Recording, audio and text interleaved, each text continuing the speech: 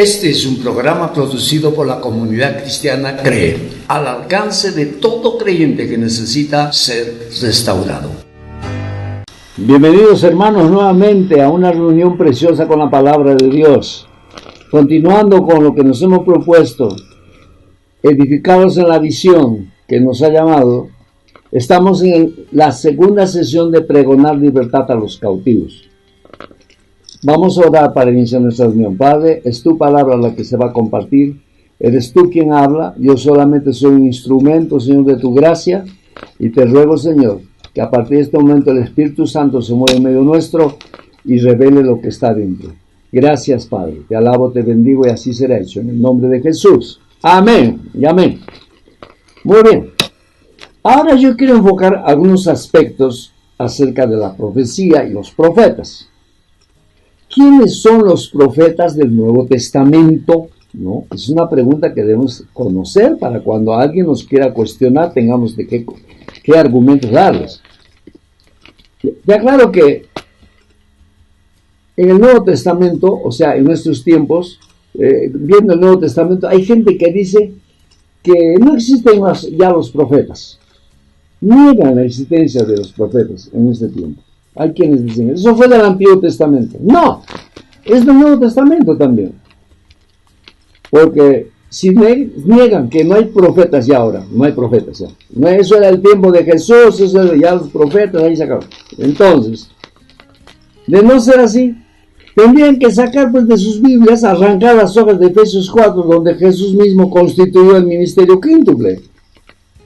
Efesios 4, versos 10 al 16, ¿qué es lo que dice? Efesios 4, 10 al 16 dice: el que descendió es el mismo que también subió por encima de todos los cielos para llenarlo todo, y él mismo constituyó a unos profetas, a unos apóstoles, a otros profetas, a otros evangelistas, a otros pastores y maestros, a fin de perfeccionar a los santos para la obra del ministerio, para la edificación del cuerpo de Cristo, hasta que todos lleguemos a la unidad de la fe y del conocimiento del Hijo de Dios, a un varón perfecto, a la medida de la estatura de la plenitud de Cristo, para que ya no seamos niños fluctuantes, llevados por doquiera de todo viento de doctrina, por estratagema de hombres que para engañar emplean con astucia las artimañas del error, sino que siguiendo la verdad en amor, crezcamos en todo en aquel que es la cabeza, esto es, Cristo,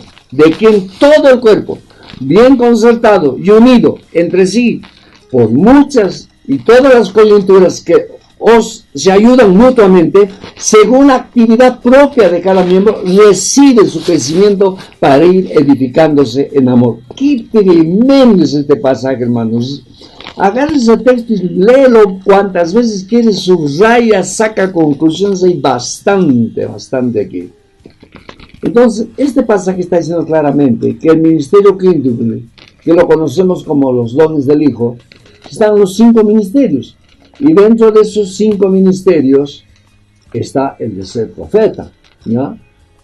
Así que se dan el lujo todavía algunos de sostener que los únicos ministerios que han quedado para el Nuevo Testamento son los evangelistas, los pastores y los maestros.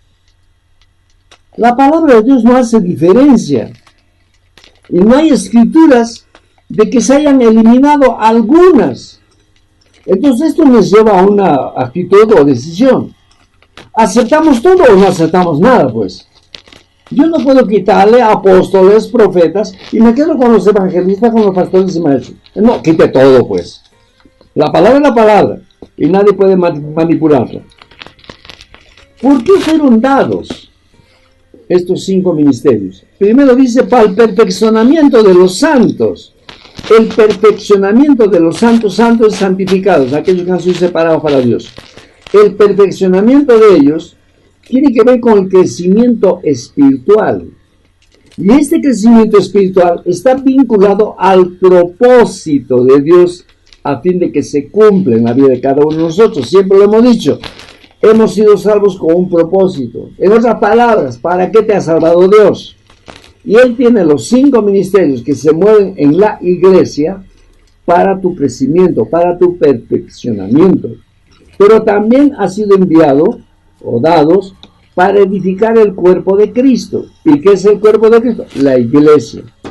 Edificamos la célula, que es una iglesia, microiglesia, la iglesia zonal, la iglesia local, la iglesia nacional, la iglesia universal. La iglesia es una, hermanos. No tiene que ver con las denominaciones, los nombres que tenga. Si Cristo es confesado ahí y la salvación es por fe y por gracia, somos hermanos. Y tenemos que edificar ese contexto para que Satanás ya deje de manejar las doctrinas erradas y corrompan a la iglesia dividiéndolas. Nuestra nación está como está porque la iglesia no está unida, hermano. Empezamos uniéndonos nosotros, así como grupos pequeños, luego entre células, luego entre zonas, luego entre... Hermanos, podemos cambiar la nación. Han sido dadas entonces para perfeccionamiento de los santos y para edificar el cuerpo de Cristo. Ahora uno se hace la pregunta, ¿ya son perfectos los santos? Porque dice que es para perfeccionar a los santos. La pregunta, ¿ya están perfeccionados los santos? No. ¿Sabe por qué?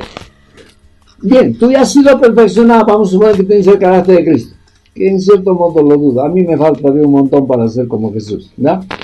Pero vamos a suponer, pero cada día se convierten, cada día vienen almas a los pies del Señor. Y si la gracia está fuerte sobre ti, mucha gente va a venir a los pies del Señor a través de ti. Entonces siempre estaremos todavía perfeccionando a los santos.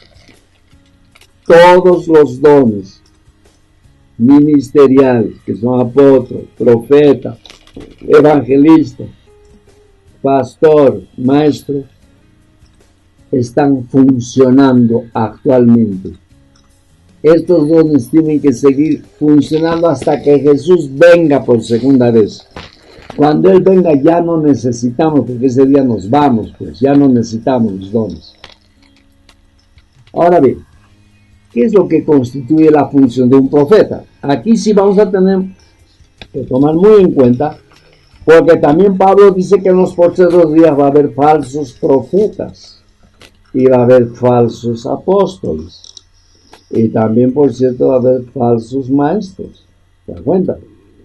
Porque Satanás también fabrica lo suyo y corrompe a la gente con gente que no son. Pero vamos entonces a entender cómo es que Dios constituye la función de un profeta. ¿Ya? En el griego, la palabra profeta es el hombre que habla cuando es impulsado por una inspiración repentina que se conoce como iluminación repentina, súbita y momentánea. Eso es profetizar. Hablar por un impulso de una inspiración repentina, con una iluminación repentina que es súbita, o sea, rápida y momentánea. O sea, es para un momento. Después cambian las cosas. Yo muchas veces he profetizado y ya no me acuerdo qué cosa he dicho. Me pueden decir, usted me dijo, no me acuerdo. Estuvimos en un culto y usted puso su mano y me dijo estas palabras, yo no me acuerdo. Fue el momento. Pero se hizo, sí se hizo. Se produjo, dale gloria a Dios. En buena hora que no me acuerdo, porque si no me van a gloriaría, pues no. No es así. Hace momentáneo y nos olvidamos. Nos olvidamos. Tiene que hablar lo que proviene de una revelación espontánea. Y esta revelación está relacionada con hechos del futuro o con la voluntad del Espíritu en general. Básicamente, el profeta está entrando en una dimensión del futuro o está estableciendo la voluntad perfecta por el Espíritu ante una situación. Esa es la función del profeta. El profeta habla directamente inspirado por el cielo, una revelación repentina. No algo que él lo pensó. Es algo que recibió sin pensarlo en un momento de inspiración espontánea. Lo que declara nunca lo pensó antes. Ni lo pensó siquiera en el momento de la revelación repentina. ¿Cuántas de las profecías que yo he soltado, que he decretado, me lo ha dado en el segundo que estoy hablando?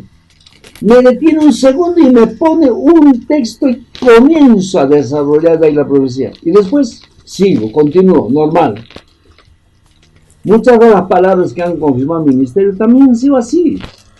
Palabras sencillas, cortas, pero contundentes que tienes un impacto en tu corazón. El profeta habla directamente inspirado por el cielo. Una revelación repentina. Recuerden eso siempre. No ha sido pensado antes. Entonces, eso es una de las marcas para saber que Dios está constituyendo a ese hombre y que lo que está hablando es de Dios. Ahora, ¿cómo se llega al ministerio de profeta? Bien fácil que diga, yo soy profeta. Vamos viendo cómo es esto. Lo primero, que el ministerio del profeta que está en Efesios 4, que pertenece al ministerio quíntuple, es un ministerio del evangelio. Y como ministro del evangelio, está separado por Dios y llamado al ministerio por Dios. Tiene que ser llamado. Tiene que ser capacitado y constituido. Es un don del ministerio. Es un regalo de Dios del ministerio de la piedad. ¿Sabes que hay dos ministerios? El ministerio de la piedad, que es todo el evangelio, la vida de iglesia y toda la Biblia puesta en funcionamiento. Es el ministerio de la piedad.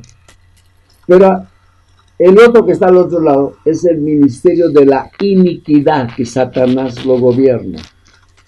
A los que no tienen a Cristo, los gobierna la iniquidad. Entonces, el profeta, para romper situaciones difíciles que puede estar pasando una persona, tiene que entrar con la unción profética, es porque Dios lo ha separado para eso. Lo ha capacitado y lo ha constituido y da testimonio de que es un profeta de Dios. Voy a dejar algo bien claro. Discúlpenme, pero para mí no hay profetas laicos. ¿Qué es eso de laicos, pastor? ¿Qué es eso? Laicos. Uno que no ha sido ordenado por Dios a tiempo completo.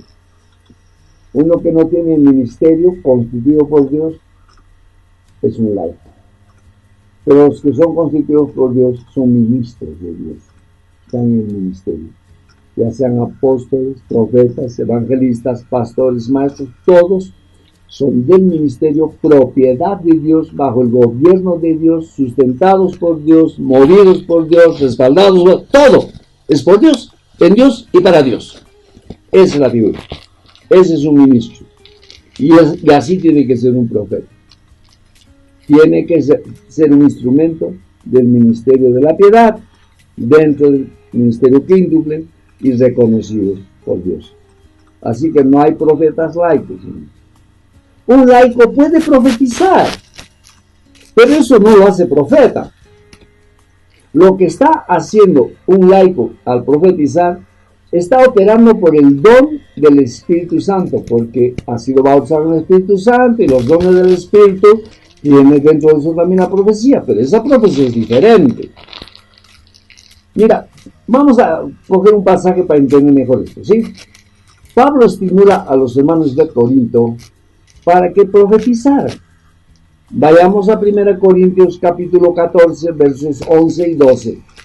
1 Corintios capítulo 14, versos 11 y 12. Pero si yo ignoro el valor de las palabras, seré como extranjero para el que habla, y el que habla será como extranjero para mí. Así también vosotros, pues que anheláis dones espirituales, procurad abundar en ellos para edificación de la iglesia. Y en el versículo 3 de este mismo capítulo define el don de profecía. Pero el que profetiza habla a los hombres para edificación, exhortación y consolación. ¿No?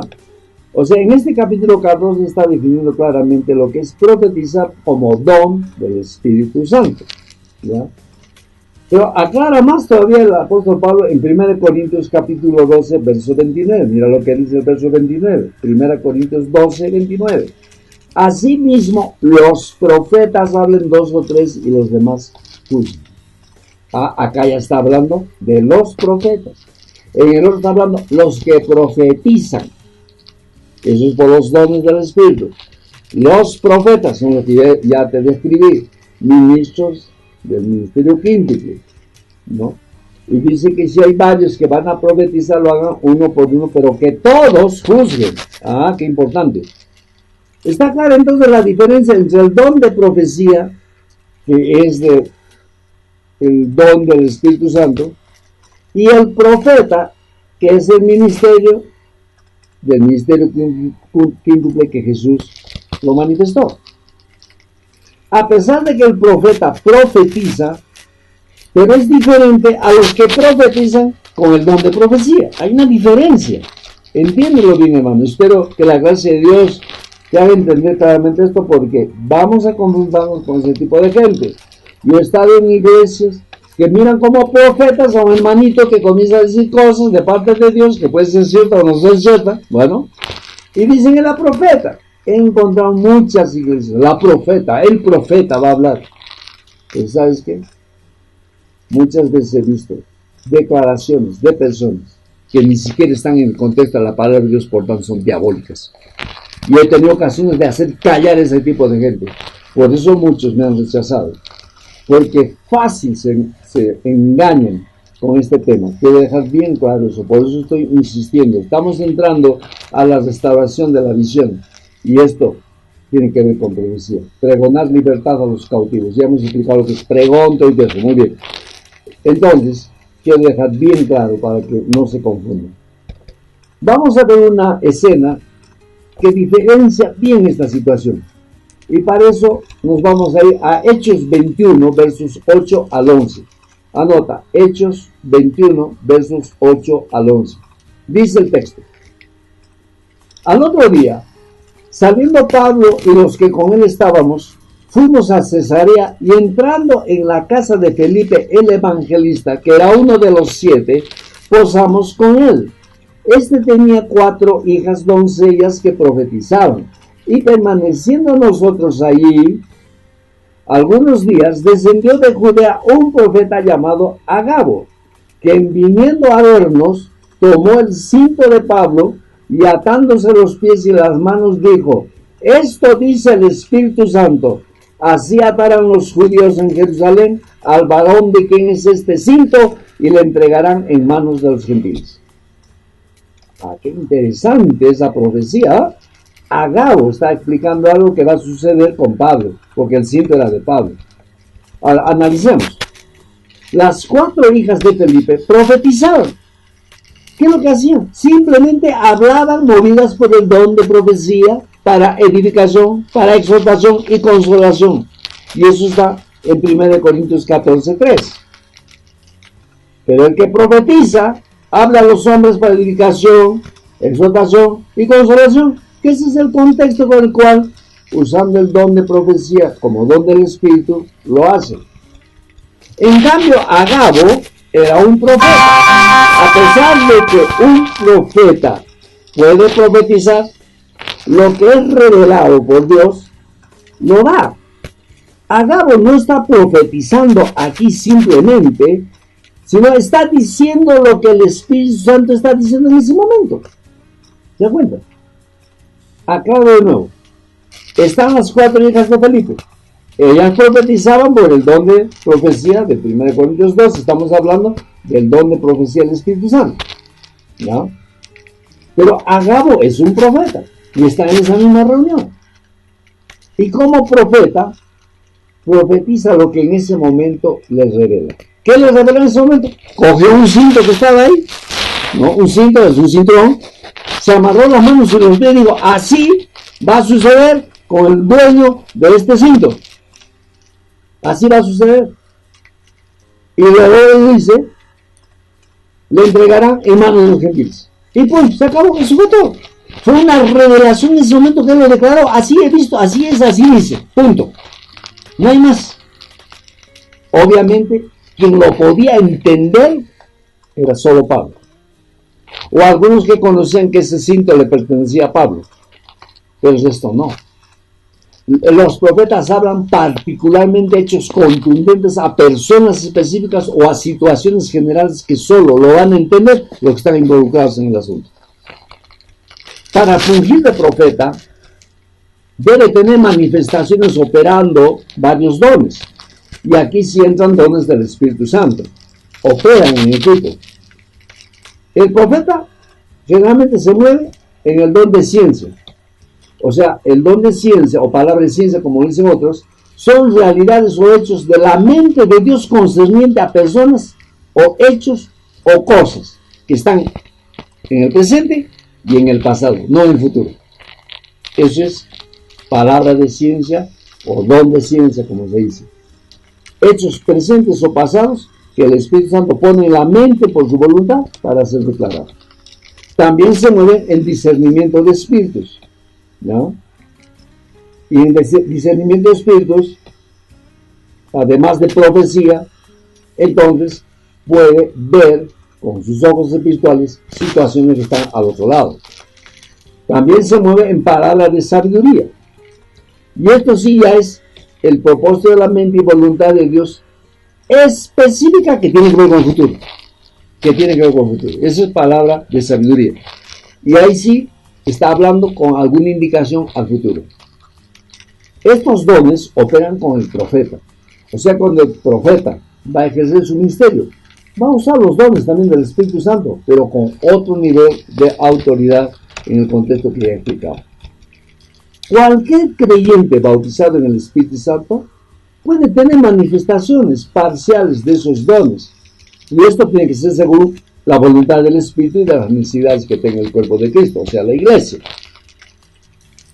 Un profeta toma el lugar de un predicador o de un maestro con un conocimiento consistente y profundo acerca de los dones. Entonces la diferencia está en que el profeta tiene el ministerio y un don del ministerio es un nivel más alto de lo que viene a ser los dones operando como don del Espíritu. ¿Está claro? El profeta tiene revelaciones y visiones. Hay 3 tipos de visión y 3 tipos de revelación. Ahora los vamos a tratar de descubrir, ¿sí? La visión es de rango menor. La revelación es de rango mayor. Son similares. Y a veces hasta no se distingue si es uno o el otro. Visión o revelación. ¿Ok? Cuando tú comienzas a moverte, ahí quizá vas a entender mejor esto. ¿Ya? Entre lo que es visión y lo que es revelación. Se parecen, pero son diferentes. Una visión espiritual se describe más o menos cuando una persona puede tener una visión en su espíritu o ver en su espíritu que son de rango menor. Algo así como que dentro de tu ser aparece una pantalla de televisión y te muestra una escena. Algo así. En el espíritu miras hechos, circunstancias, situaciones. Y es rápido, es fragmentario eso, rapidísimo eso. Una vez yo estaba frente a un muchacho que había problemas, no venía a la iglesia, y lo encuentro en un lugar con varios chicos ahí. Lo vi, y en cuanto lo vi también en el espíritu que estaba tirado en un basural entre latas viejas, trapos viejos, suyos, nada más, eso es todo lo que vi. Me acerqué a él y le dije de frente, y esto ya era profético: no sé en qué estás metido, pero Dios lo sabe. Se te vienen cosas difíciles, sal de lo que estás haciendo, sal del lugar donde estás, sal de las prácticas en que estás metido, porque de lo contrario, el juicio de Dios va a venir sobre ti. Y fue todo, y me retiré. A los 2 meses estaba preso. Lo descubrieron robando. Así es. O sea, son visiones rápidas que lo ves en el espíritu y produce un mensaje en ti para comunicarlo. Esa es una visión espiritual, ¿correcto? Muy bien. Vamos a hacer un ejemplito más de la Biblia. La experiencia de Saulo de Tarso, o sea, Pablo. Está caminando a Damasco, está yendo con autoridad y con cartas para traer de los cabellos, aunque sea arrastrando a los cristianos. Y vio en el reino espiritual, no lo vio en el mundo natural, vio a Jesús y escuchó lo que Dios le dijo. Con solo ese reflejo de luz que hubo, se quedó ciego, no podía ver. Habló con Jesús, porque lo que escuchó es: Saulo, Saulo, ¿por qué me persigues? Esa era la pregunta que le hizo Jesús. Entonces, ¿quién eres, Señor?, le contesta él. Ya está ciego ya. ¿Quién eres tú? Yo soy Jesús a quien persiguen. Le estaba diciendo, tú estás persiguiendo a mis hermanos, me estás persiguiendo a mí. ¿Se acuerdan? Entonces, Pablo no vio al Señor con sus ojos físicos. Vio en el reino espiritual al punto que quedó ciego. Ananías tiene que ser enviado por el Señor también para ir a orar a fin de que se sane. Y dice que cuando oró y le abrió la vista, se le cayeron como escamas de los ojos. ¿Qué tal poder de la luz que confrontó que le quemó la retina? Que se le cayó en pedazos, pero el Señor lo sanó. Entonces, eso es una visión espiritual. Vamos a ver otro elemento. Un éxtasis. Es la segunda clase de revelación más alta. Estamos hablando de las revelaciones altas, ¿ya? Un éxtasis. Para un éxtasis, el ministro cae en un trance donde sus sentidos físicos naturales quedan en suspenso durante el tiempo de trance. ¿Ya? Queda totalmente paralizado. De repente está sentado, de repente está echado, no sabemos. Pero todos sus sentidos físicos están suspendidos. No está consciente del lugar donde está, ni de todo lo que concierne al mundo físico. Está totalmente separado. Ese es un éxtasis. No queda inconsciente. Está consciente, pero no ve. Sus sentimientos, sus facultades físicas están anuladas. Pero es consciente interiormente. Consciente de lo que ocurre. Y es que queda más consciente de las cosas espirituales que de las cosas naturales y físicas. Su espíritu está listo para entender lo que Dios quiere hablar. Generalmente lo hace cuando son cosas bien trascendentales. Vamos a un ejemplo.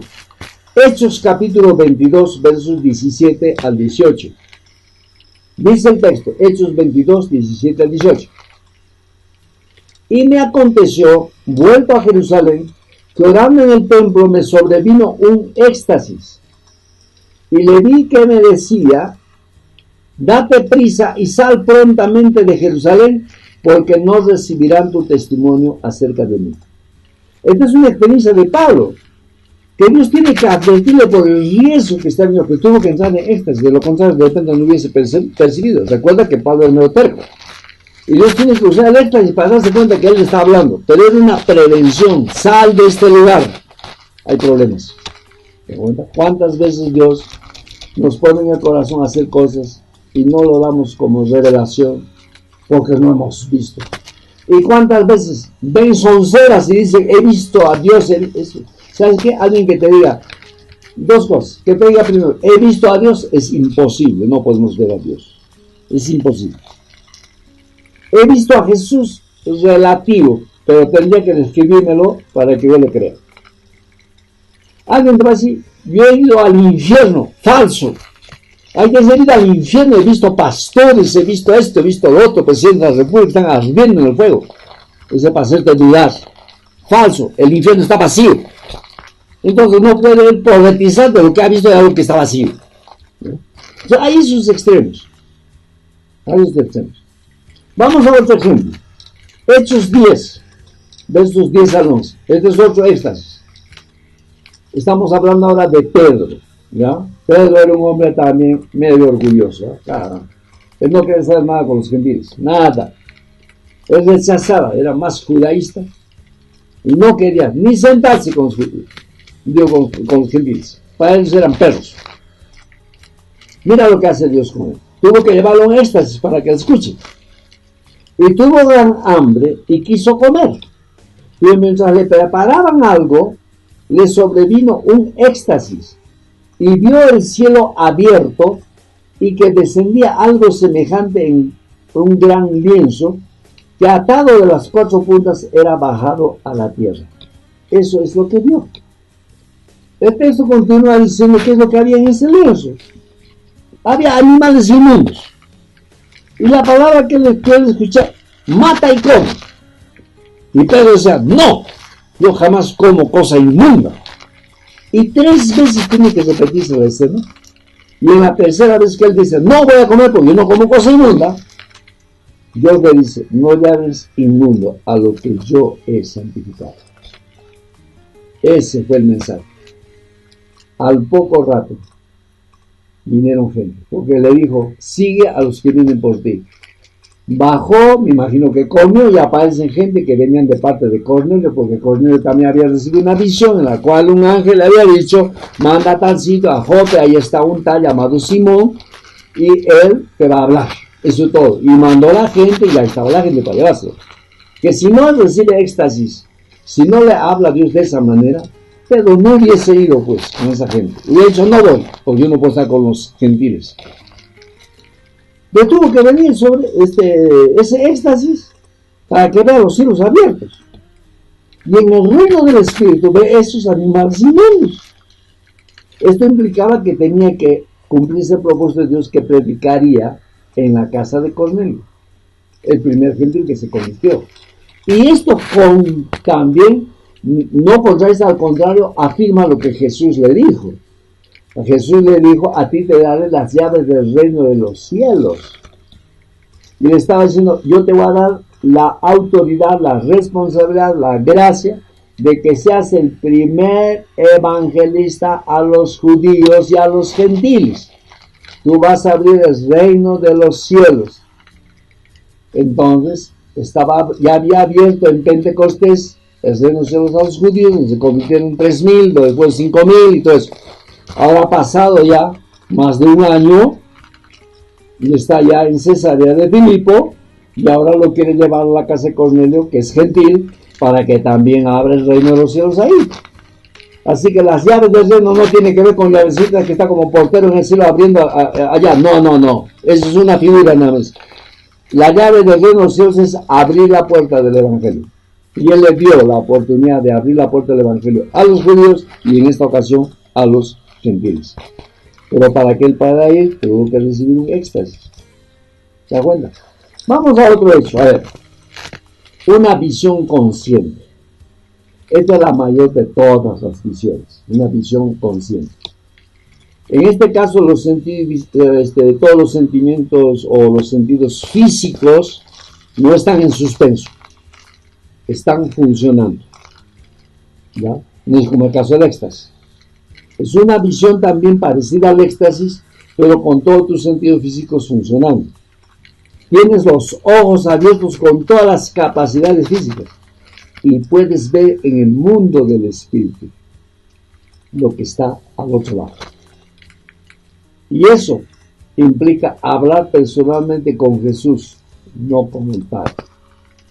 Jesús te muestra hechos contundentes con tus ojos abiertos. ¿Ya?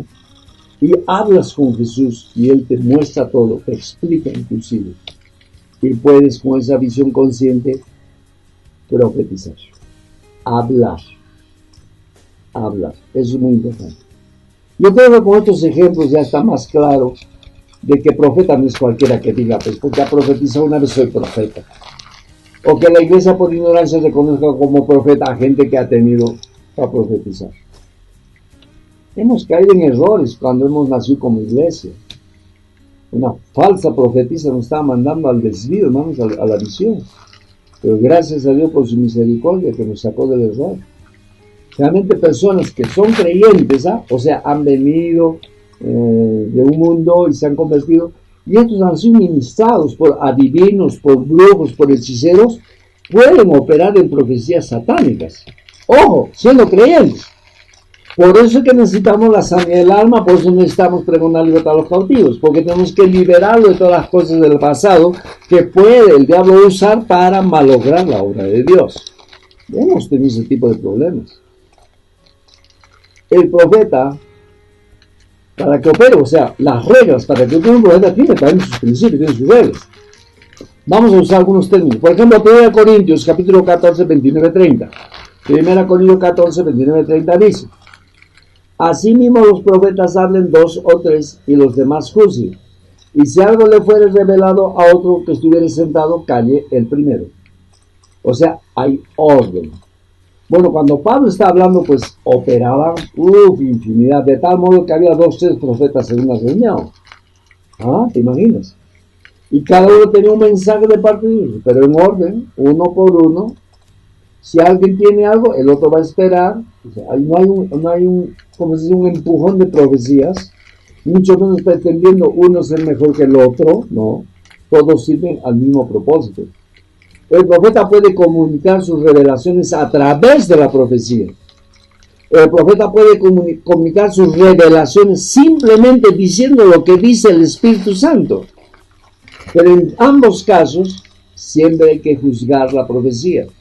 ¿Y con qué juzgamos? Primero en el Espíritu, segundo con la palabra. ¿Cómo que tú juzgas en el Espíritu? Porque la profecía se conecta contigo y te lleva a una petición o a un deseo que tú tenías y estabas pidiendo a Dios. Y la profecía confirma tu petición o confirma lo que has recibido en la palabra o en un mensaje de Dios. Eso es chequear o filtrar o juzgar con el Espíritu. Bueno, vamos a suponer que ese no es el caso, pero la profecía que te dan, entonces definitivamente tiene que estar vinculado a la palabra de Dios. Imagínate que tú estás, un joven nuestro creyente está enamorado de una chica incrédula y le invita a la iglesia y está ese día de visita a la incrédula. Y viene una persona aparentemente que cree que es profeta o va a profetizar con el don del ministerio, y la gente los reconoce y dice, les coge a los dos y dice, esto dice el Señor, ustedes se van a casar. ¿Y qué dicen ellos? Oh, habló la profeta, ellos tienen que casarse. Un momentito, es incrédula. Y la palabra dice, no unáis con yugo desigual con los infieles. Contradice la palabra. Entonces eso no es profecía de Dios, pues. Se tiene que chequear con la palabra. Si no hay una confirmación en el Espíritu o el testimonio de 2 o 3, hay que chequearlo con la palabra. ¿Cuántas veces yo he tenido que decir al Señor, si tú me estás hablando, muéstrame en la palabra? Y me lo muestra en la palabra. O cuando me profetizan algo, yo lo recibo, lo escucho, pero luego le digo, Señor, confírmame con la palabra. Y si me confirma, bien. Yo lo acepto, lo creo y camino en esa dirección. Entonces, el que tenga que profetizar implica que deben juzgarme. Y si me juzgan, o sea, juzgan la profecía, no tengo por qué sentirme mal. No tengo por qué resentirme. No tengo por qué hacerlo. En cierta ocasión, ministraba a una esposa de pastor. Me invitó a su iglesia y compartí con él muchos días. Y encontré que su esposa, que hablaba holandés, no hablaba español, yo discernía que tiene ira en su corazón y que tiene contención y que le es un problema a su esposo en el ministerio, que es pastor. Entonces me fui a su casa porque quería hablar con ellos y le ministré sanidad del alma a través del esposo traduciéndole al holandés. La hermana lloraba, o sea, ministramos sanidad del alma. Tenía violencia de su padre, fue un sufrimiento de su niñez terrible. Todo eso lo sanamos. Esta mujer era estéril, no tenían hijos y habían adoptado 2 niños que eran huérfanos del terrorismo de Ayacucho, 2 criaturas. Eran sus hijitos, lindos chiquitos, caritas de netos serranitos, lindos chicos, eran sus criaturas. Termino yo de la sanidad del alma, sanar los quebrantados de corazón y pregonar libertad a los cautivos. Vino una profecía y le digo a la hermana, de aquí a 1 año vas a tener una criatura en tus brazos tuyo. Y en su idioma, por la cara que vi, se molestó terriblemente y no sé qué cosas me dijo en su idioma. Le dije al hermano, tradúceme. No se preocupe, pastor, no se preocupe. Dímelo, necesito saber, tradúceme lo que ha dicho. Porque yo le di con ira que me dijo. Lo que él te tradujo ya de una forma ya explicativa, no lo que ella me ha dicho, yo no sé, me habrá arrepentido, qué cosa habrá hecho, no tengo idea. Pero él me dijo, quiero decirle algo, apóstol. Yo estaba en Holanda, drogadicto, sumido en drogas, y ella era prostituta. Ha tenido 14 abortos en Holanda. Y nos hemos encontrado en medio de la droga. nos hemos convertido, Dios me ha salvado y me ha hecho su ministro. Y ella está conmigo. Los médicos han dicho, nunca vas a tener hijos. Por eso hemos adoptado a estos 2 niños. Y cuando usted le dice esto, entonces, hace una pequeña reacción, pero no se preocupe. Ya lo entiendo, le dije. ¿Yo debería molestarme por eso? No, está juzgando ella. Está juzgando lo que estoy diciendo, pero está juzgando con lo que la ciencia le dijo. Por eso no lo aceptaba. Y yo no me he resentido. Yo simplemente le dije, bueno, Dios me dijo que diga eso, ya lo dije, y ese problema de él no es problema mío, que no se preocupe, nada más. Y me retiré. Y nunca más volví. O sea, no volví más después porque yo ya me regresé a Iquitos y todo eso fue en otra ciudad. A los meses, creo que a los 4 o 5 meses, me llama este pastor de parte de su esposa, porque ella no hablaba español, que quiere que yo vaya para dedicar a la criatura que va a nacer. Estaba embarazada. Es una niña hermosa, hermosa. Y le han puesto como nombre Shekinah. Tremendo. Esa niña ahora pues es una señorita, me imagino, eso hace muchos años. Mira lo que era eso. Yo me he resentido porque me han rechazado por las palabrotas que me han dicho, ¿no? Dios me puso eso, yo le he dicho, es problema de él, no es problema mío. Y la mujer se embarazó. Entonces, cuando vamos a fungir en esta dimensión, debemos soportar también el ser juzgados en nuestra profecía, ¿ya? Y no debemos sentirnos mal, ¿ya? Bien, entonces, hay casos que los profetas predicen lo que va a ocurrir. O sea, los profetas vaticinan, predicen situaciones. Nosotros en nuestro ministerio hemos recibido profetas de diferentes naciones. Nos profetizaron el terrorismo, nos profetizaron la crisis económica de Alan García, nos profetizaron la restauración del Perú. Es decir, nos dieron profecías y nosotros hemos creído y hemos manejado la visión, y hemos manejado todo. Me ha permitido escribir muchos libros. ¿Por qué? Porque hemos creído y hemos visto con nuestros ojos todo eso. Hemos visto todo eso. Bien, entonces vamos a ver un caso de Agabo, ¿ya? Un caso de Agabo. Hechos capítulo 11, versos 27 al 28. Hechos 11, 27, 28. Dice esto. En aquellos días unos profetas descendieron de Jerusalén a Antioquía, y levantándose uno de ellos llamado Agabo, daba a entender por el Espíritu que vendría una gran hambre en toda la tierra habitada, la cual sucedió en los tiempos de Claudio. Esto es el libro de los Hechos. Recuerda que Hechos es una historia recopilada de lo que ha sucedido después de que Jesús partiera. O sea, esto nos muestra que hay profecías personales, como del cinto, ¿se acuerdan? ¿No? También hay profecía para confirmar hechos o para advertir situaciones, como en este caso, de lo que va a acontecer. Todas estas profecías tienen una razón. Todas son para bendecir, para que se produzcan bendiciones. Y a veces el profeta tiene que desatar esa profecía hecha realidad y bendecir al pueblo con esa profecía. Vamos a otro caso. Hechos 21, versos 10 al 11. Anótalo. Hechos 21, 10 al 11. Y dice: y permaneciendo nosotros allí algunos días, descendió de Judea un profeta llamado Agabo, quien viniendo a vernos, tomó el cinto de Pablo y atándoselo de las manos, le dijo: es lo que hemos dicho hace un rato. Esta es otra señal de una profecía personal, ¿no? Atarán los judíos en Jerusalén al varón de quien es este cinto, y él entregará en manos de gentiles. O sea, toda la revelación que recibió Agabo muestra que la voluntad de Dios que se va a dar en el futuro se tiene que comunicar, de acuerdo a propósito, por cierto, ¿ya? El profeta no escucha dirección de nadie. Cuando yo voy a tratar algo con alguien y sé que Dios quiere intervenir, no quiero que me digan nada de la persona. Por favor, no me digan nada, que Dios me lo revele. Porque si la gente te cuenta cosas, predispone tu mente, y cuando hablas, te estás hablando en función de lo que te han dicho. Es preferible no conocer nada. Absoluto. No me digan nada, que sea Dios que me lo muestre. Porque puedes hablar palabra profética. Y viene del Espíritu. ¿Ya? Recuerda eso siempre. Tienes que hacer lo que Dios te guíe. Toda revelación muestra la voluntad de Dios. Un profeta no puede usar su don cuando él quiera o donde él quiera, sino cuando Dios le ordene y en el lugar donde el Espíritu le indique.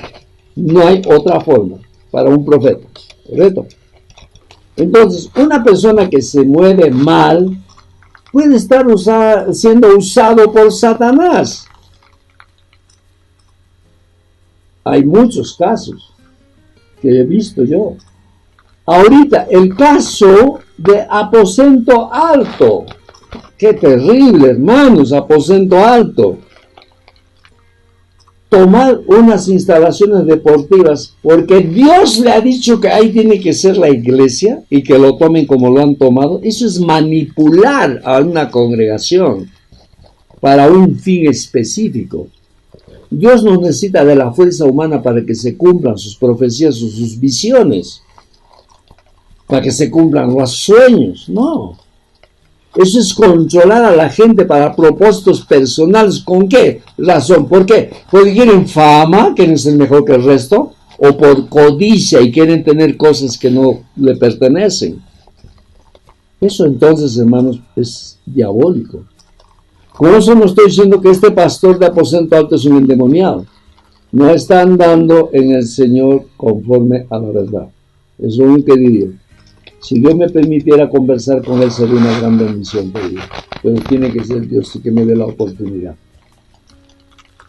Vamos a ver rapidito la diferencia entre profetas del Antiguo Testamento y los profetas del Nuevo Testamento. En el Antiguo Testamento recurrían a los profetas para un consejo. Eran como videntes.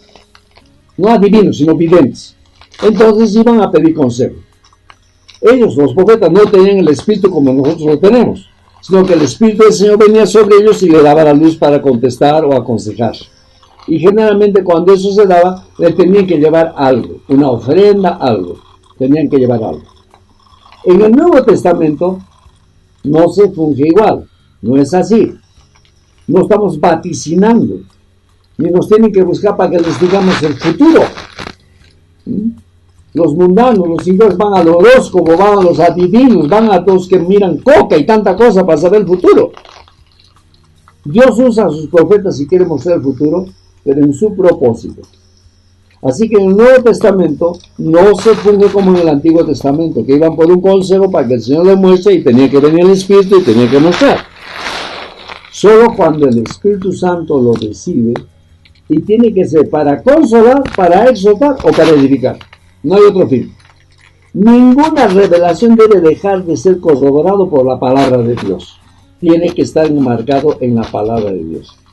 Entonces ahora ya sabes la diferencia de los profetas del Antiguo Testamento y del Nuevo Testamento. ¿Está claro? ¿Correcto?